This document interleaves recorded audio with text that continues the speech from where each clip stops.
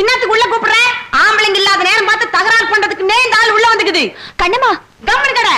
இப்படி மூஞ்சில அடிச்ச மாதிரி சொன்னாதான் இந்த மீசக்காரனுக்கு புத்தி வரும். மீசக்காரனா? யோ, ஆல் பீட் பொன்னாண்டஸ்.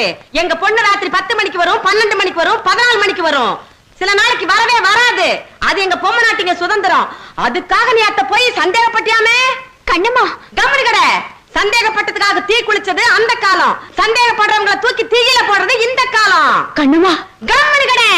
இந்த மாதிரி 4 வார்த்தை நறுக்குன்னு கேட்டாதான் இந்த மர மண்டைக்கு உரைக்கும். மரமண்டையா?